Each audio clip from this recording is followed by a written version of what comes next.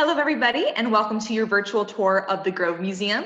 Thank you so much to Ms. Cotton for allowing us to participate in Rickards Black History Month celebrations. We are very excited today to take you on a tour, but first I thought you might want to know a little bit more about what the Grove is. So the Grove Museum is a historic house museum. This house was built in the 1830s and 1840s by enslaved craftspeople. We will be learning more about the history of slavery on the site as we go through the tour. Now, in the 1950s and 1960s, it became home to Governor Leroy Collins, who's known as the Civil Rights Governor of Florida. So our mission here at the Grove is to engage the public in a dialogue about civil rights and American history. And that will be our focus today, is really examining the history of African Americans in the state of Florida and really focusing on the prevalence of Black voices when telling these stories. So we're going to move through a lot of different time periods. We're going to have to jump ahead a little bit, but it should be a good tour and we're looking forward to speaking with you. Now, we did send some pre-visit materials. So in these pre-visit materials, we sent you a primary source set from Florida Memory, focusing on the history of the Congress of Racial Equality and the Stevens sisters and their involvement in civil rights in Tallahassee. Very quickly, I'm going to share my screen and show you what some of these documents look like, but hopefully you and your teacher will be able to take more of a deep dive into these sources on your own time as well.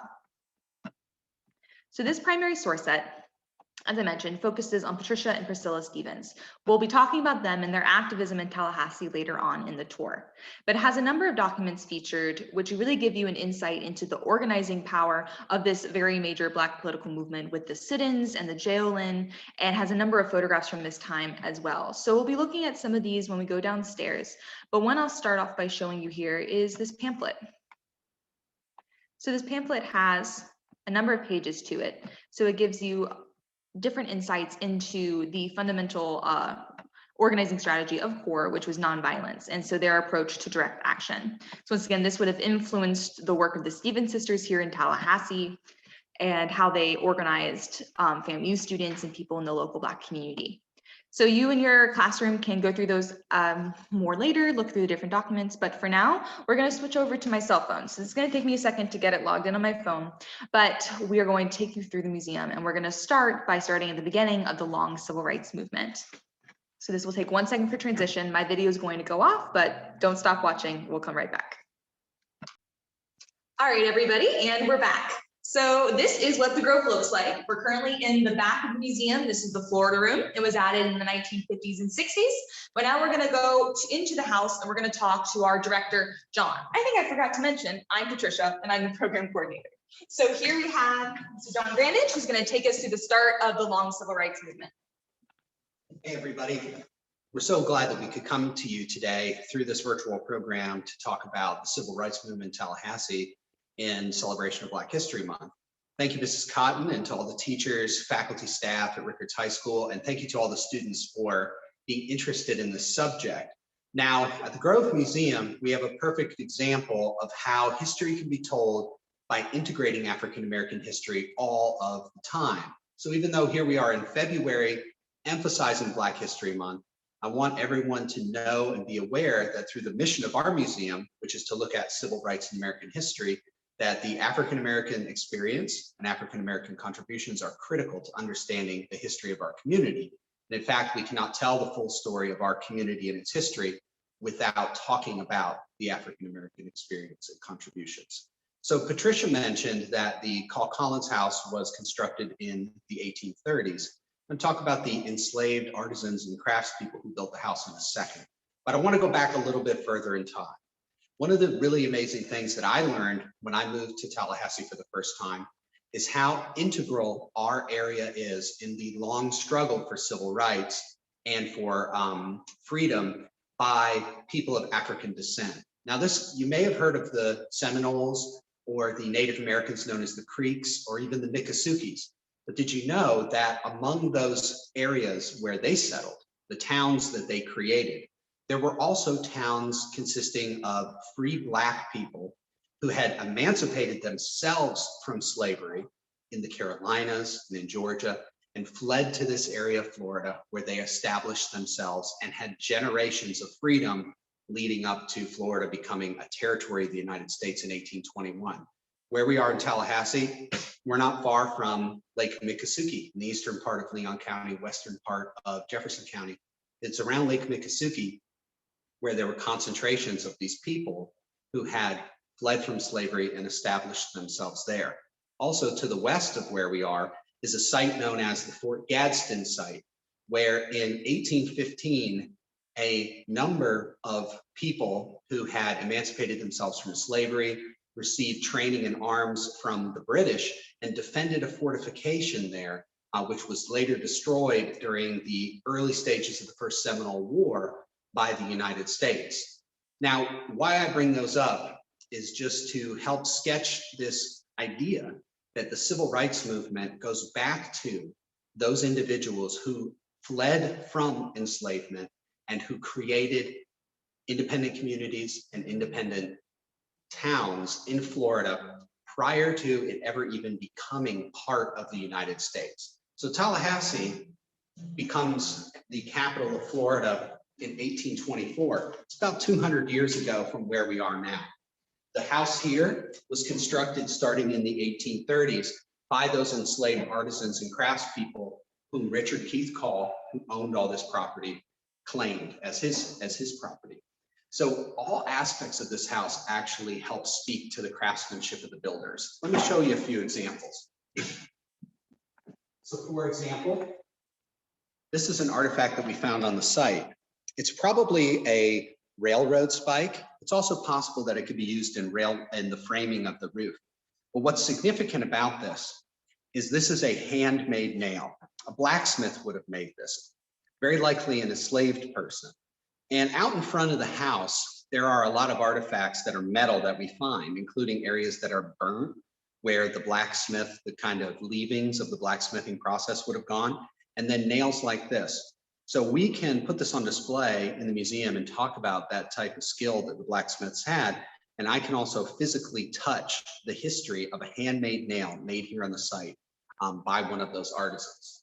Now, it was also woodwork was vitally important to this house. You can see there's wood pediments above the doors. These wood floors are original to the house. And then this piece here combines a lot of those skilled building trades into one artifact. It's in a wooden block, and this piece here that kind of looks like a palm tree is actually made out of plaster. So a plasterer would have made this form and then set it into this corner block where the carpenters would then tack it up around the doorways on the second floor, and it's used as a decorative element. So we're looking at their handiwork. You can also see through these lines on the wall the different paint colors and the work of the plasterers who also did the work. And then finally, this building that we're standing in is a 10,000 square foot brick home, and it was built by enslaved brick masons.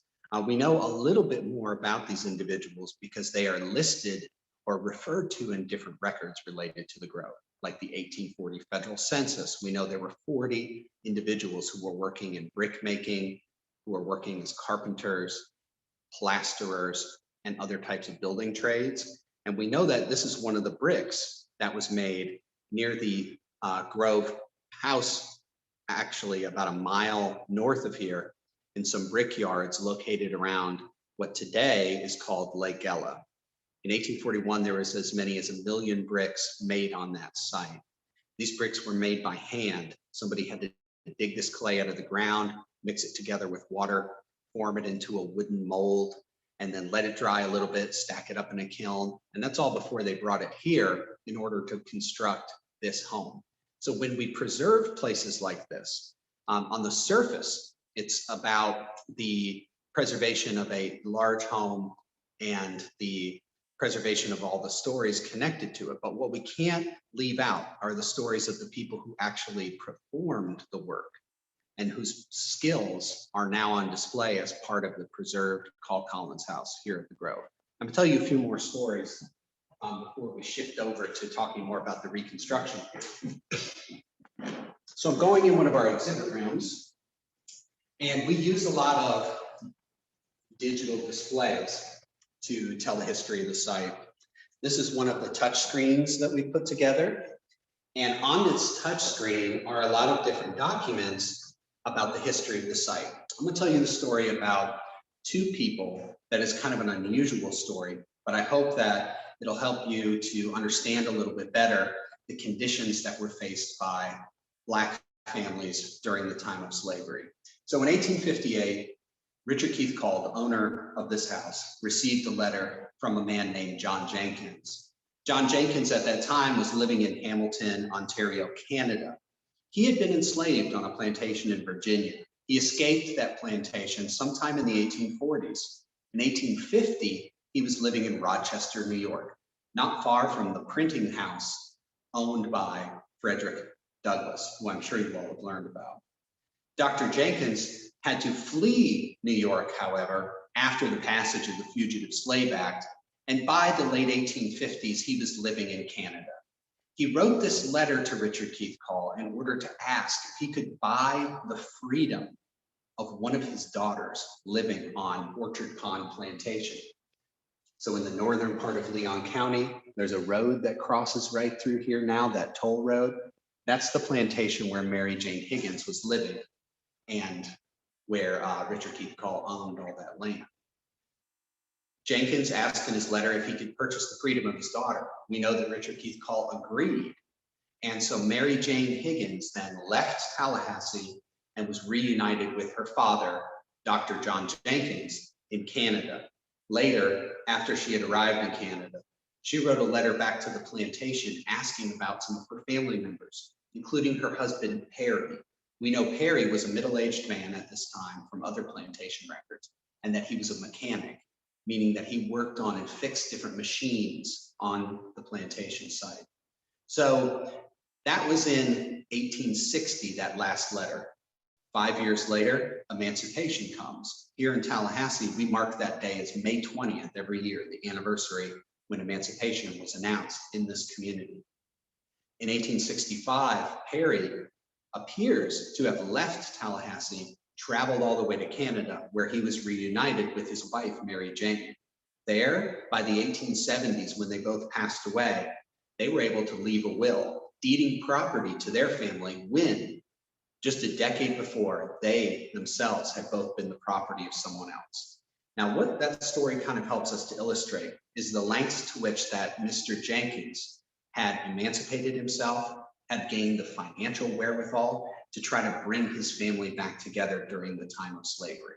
Now imagine that after emancipation happened, how many families were faced with the same circumstances and the types of lengths they would have to do to try to reunite with their families. So we know a lot about the Mary Jane story, but what about all of the other people? We know some other stories as well. Now I want to show you this list here on this interactive that has the list of 100 different people's names. These were all the persons who were enslaved at Orchard Pond Plantation. Now I'm going to zoom in on one in particular, just to give you all kind of an idea. Here you can see Tom Hackley, 34, Diana, 26, and then their children, listed together as a family group.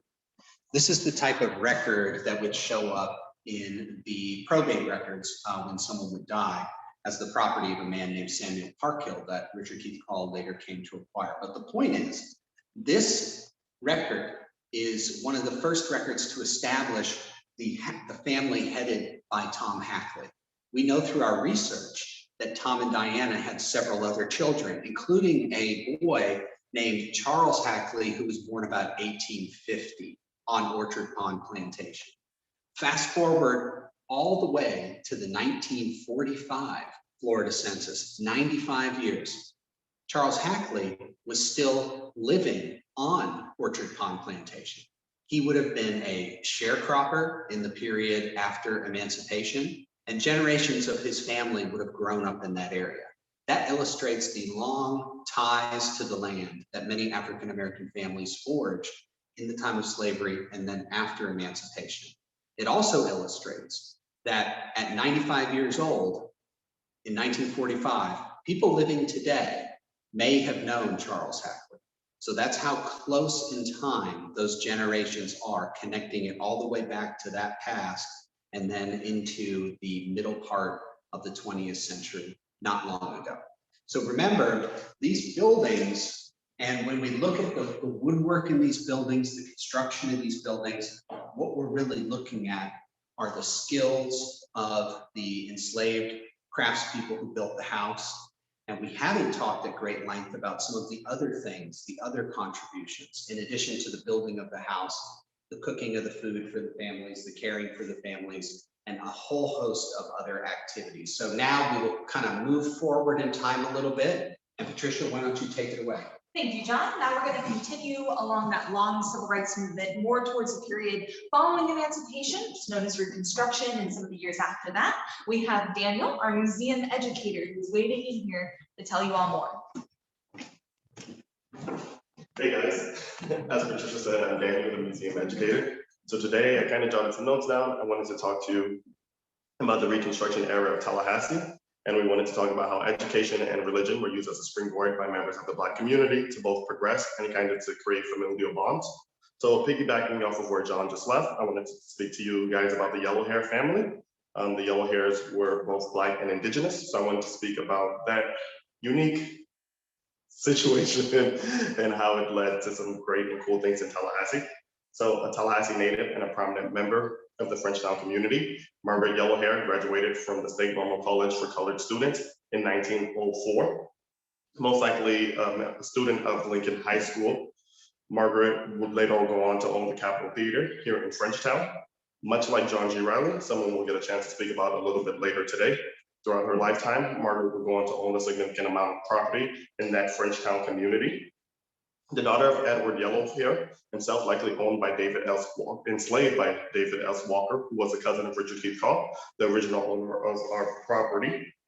The story of the Yellowhair family and their prominence within the community is both the story of Black progression and the intertwining of Indigenous and Black communities right here in Florida.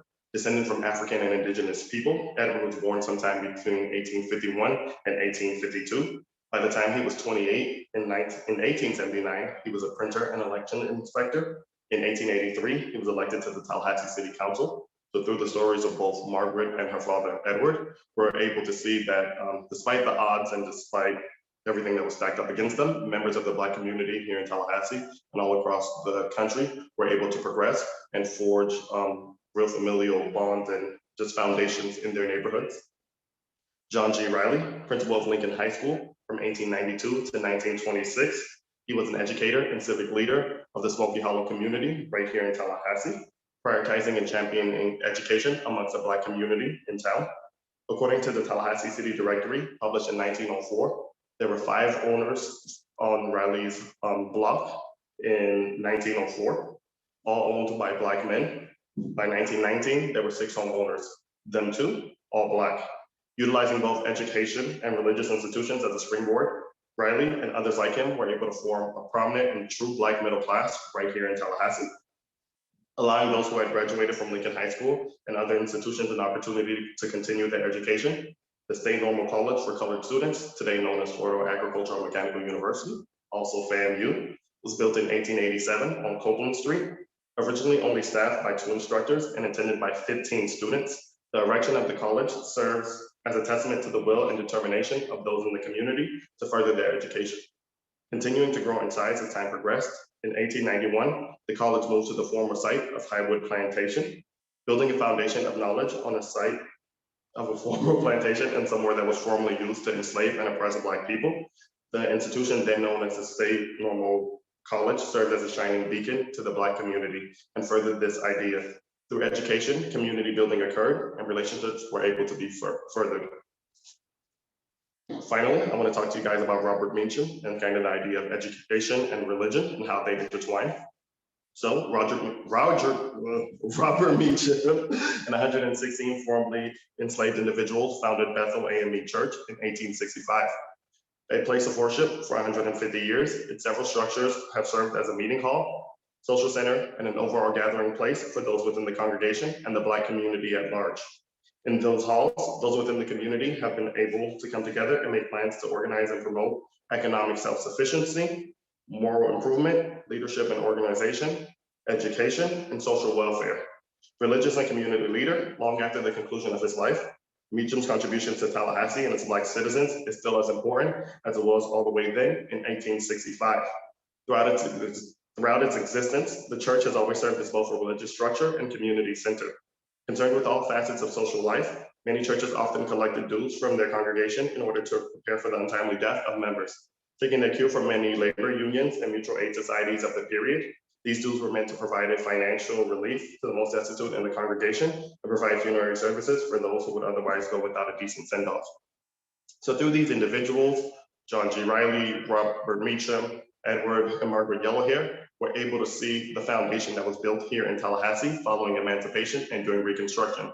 And once again, despite their circumstances, despite everything that was going around, we saw how these members would bond together and create familial bonds. So not only with those who they were related to and shared a distant ancestors, but those who they attended church with, those who they attended school with. And we say through this, how they were able to foster and continue to grow, and how they would provide a springboard for those that would grow later on in Tallahassee. I'm Daniel. Next up, you guys will be speaking with Patricia. Thank you so much, Daniel. So as Daniel mentioned with those three examples, he really gave us a good look into Black excellence, Black success here in Tallahassee. But of course, during that time, there were also many oppressive policies, with Jim Crow laws and segregation. So now we're going to move forward to the 1950s, and we're going to talk a lot about that modern day civil rights movement and the work done by people here in Tallahassee at that time. So we're going to go down these stairs to the basement.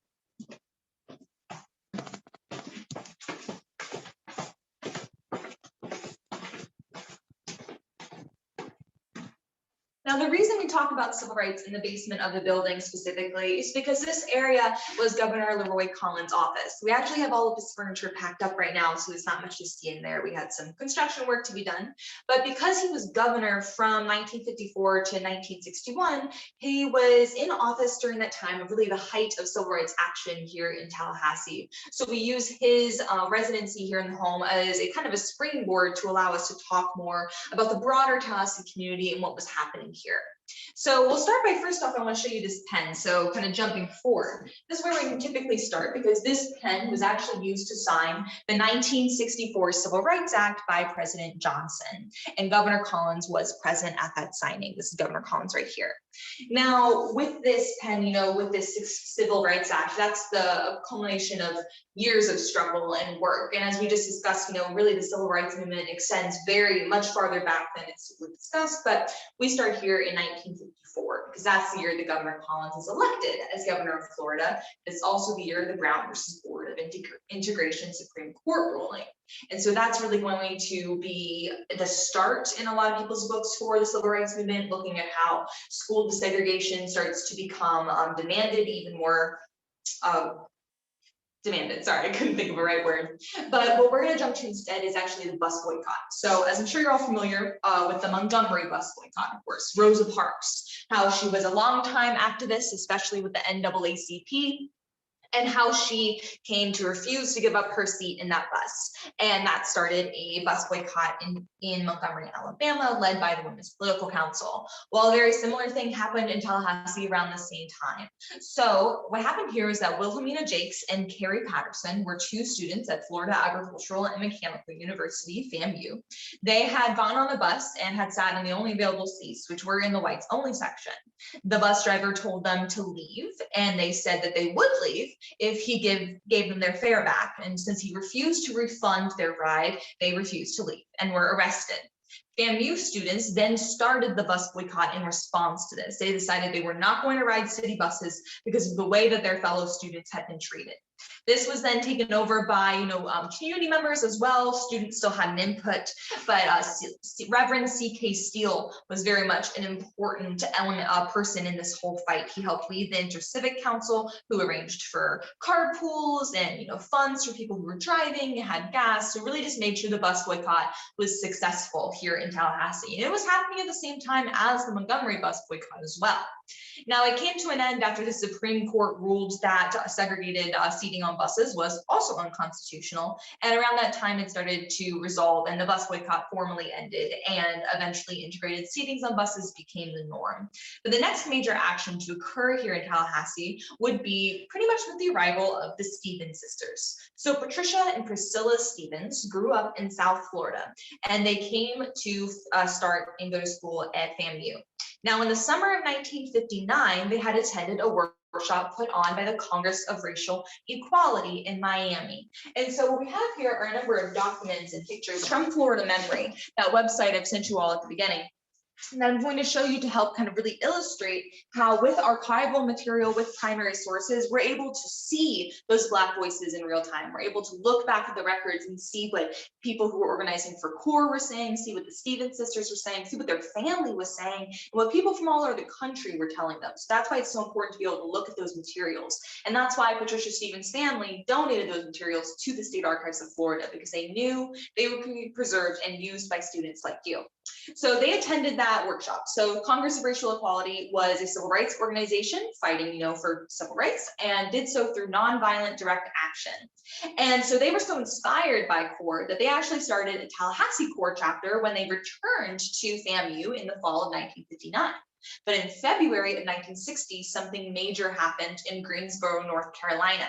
Students there started a sit-in at a lunch counter, because lunch counters in department stores would often not serve Black patrons. And so what they did is these Black students came and they sat at the lunch counter, they asked to be served, and they were refused to be served. They refused to leave.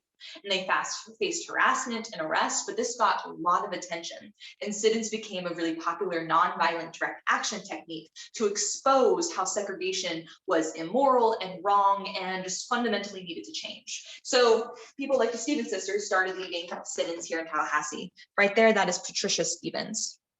And they're leading a sit-in at most likely a Woolworth lunch counter, though I'm not entirely sure if that's the department store. And with this, they received guidance. So this is a pamphlet from the Congress of Racial Equality themselves. This says suggestions for CORE pickets, because oftentimes pickets, protests around these stores would accompany sit-ins. And it includes lines such as saying that you must inform, or explains the purpose of this. It informs the public of public discrimination and asks the public to take action. It also says that they're trying to keep more customers out by moral force, not physical force. So they're saying not to engage with people, not to try and stop them from coming in. And then, they even recommend taking coffee breaks if there's bad weather. So this really shows you the humanity of the civil rights movement, because, these people, they're legends to us. Sometimes they can seem as like heroes, and they are, but they are also just people like you and me. We can do the same things by using the same resources that they had similarly, or resources adapted to today. So we are really able to see what went on behind the scenes and what went on with the organizing. So after one of these sit-ins, so the Stevens sisters had been arrested already for the sit-ins at some times, but the trial had not yet happened. But there was a sit-in that happened that Patricia and Priscilla were not at, but the students there were arrested. And so Patricia Stevens actually led a march from FAMU campus to downtown Tallahassee to protest the arrest of these students on March 12th, 1960. So you can see their sign says, "Give us back our students." But this march actually ended in violence, as the Tallahassee police force met them downtown and actually, deployed tear gas, forced them to return. And it was not, and a number of people were injured. Patricia Stevens actually suffered permanent damage to her eyes, as somebody directly put a tear gas canister in front of her face to ensure something would happen. And after this is actually when Governor Collins starts to take a shift and make a more public approach to saying that segregation was wrong. And that's something we've talked about more on our general tour, but it's not what we're really focusing on today. But what happens next is that they do go on trial for having participated in sit-ins, Patricia and Priscilla and some other students as well, people they worked with. And they were given the option of paying a fine or of going to jail. And they actually chose to go to jail to bring attention to the issue, to lead a jail-in. So here we actually have a letter from their stepfather, Daddy Marion, who pretty much raised them and they were very close to them. But he says how, upset they were after hearing that they had been to jail, how upset their mother was. And he's really saying, have you counted the cost? So this really gives us kind of a different perspective on the civil rights movement, the perspective of scared parents who were worried for their children, who were taking such bold and brave actions, but were worried about the consequences. He even says that it's possible that he could lose his job because he worked for the state. He could have suffered such retribution. But then we also have letters from people in the CORE office who were mailing this to their parents, to their mother and stepfather, and saying, I know that and also the highlighting is from me. It these are not original documents, and saying, I know how hard it must be for you to permit these two girls to spend 60 days in a Southern jail, but I feel sure they know what they are doing and why they are doing it. So he's trying to affirm them, give them comfort and say, this is for a good cause. They know what they're doing. They have been trained in this, and they are doing what is right and it's really helping the movement. And we very much know it's helping the movement because it's also getting a lot of attention. They received telegrams from people like Martin Luther King Jr., Jackie Robinson, and so they're really getting a lot of attention on this. Tallahassee and Florida are not known as places where the civil rights movement was prominent, but things were happening here because Florida is a southern state, much like Alabama, Mississippi, Georgia. There were oppressive policies and practices that needed to be fought against, and there were people who did just that. We also have things, and I'm not entirely sure what organization this is from. We believe it's likely from CORE, but this was a way to get people involved who maybe weren't as involved, who maybe couldn't go to jail, couldn't afford to do that, couldn't afford to do a sit-in and face that kind of harassment. But what they could do is write daily letters of encouragement to those 8 jailed students. Miss Barbara Broxton, Mr. John Broxton, Mr. Clement Carney, Mr. William Larkins, Miss Angelina Nance, Mr. Henry Marion Steele, which would be the son of Reverend Steve K. Steele, as I mentioned, involved in the bus boycott, Miss Patricia Stevens, and Miss Priscilla Stevens. So, and then you make a list of your friends and you ask them to do the same thing. You turn your name into the local chapter of the NAACP, Inter-Civic Council, CORE, and you get involved, and you canvass your block for more information, and you avoid buying in downtown stores except when absolutely necessary. So these were ways that maybe if you couldn't be on the front lines, you could still support the movement and you could still support civil rights activism. Now, civil rights activism would continue in different forms as the years went on. A number of things happened later around 1963 were pickets outside the Florida Theater. This is a photograph of Patricia Stevens. She's wearing her trademark black sunglasses because her eyes had been damaged, as I mentioned. And this was after, police and other officers and officials broke up this picket. But they were protesting, segregation at the Florida Theater downtown Tallahassee. A lot of these buildings I'm talking about aren't there anymore, but they, it's kind of, right down Monroe Street, kind of to the right of the old Capitol if you're facing Old Capitol. And here we see something from Miami CORE. It's called FAMU and Civil Rights. So they're actually in this calling out FAMU for having suspended Patricia Dew and Reuben Kennan for participating in these pickets and protests. And they're saying, why did you do this? You should support your students who are participating in these actions. So they're asking everyone to petition the FAMU administration to defend its students and join the battle for freedom of America. They've also included the lyrics to a very noteworthy civil rights protest song, We Shall Overcome. So these are the different ways that Black voices really influenced the development of Tallahassee. They worked for civil rights, they worked against oppression, worked against segregation, and that continues to today. There's still activists in our community and throughout Florida who are fighting for a better tomorrow for us all. So I hope that you all enjoyed learning today about the history of the Grove, how we can share the history of Black voices in our community, and how we do so here at the museum. Now, if you want more information about the Grove, please Google us, find our website. This is us on Facebook or Instagram. We are currently still closed to the public, but hopefully one day we will reopen and you all will be able to visit us. We're on Monroe Street, not far from the Governor's Mansion and Thomas Sowell Road. So one day y'all be able to visit our 10.5 acres and visit the space itself. If you have any questions, Ms. Cotton and your teachers still have our email addresses, so you're welcome to email us and let us know if you need anything clarified. Please enjoy looking through these documents, and I hope you all have a wonderful day and a wonderful Black History Month. Thank you.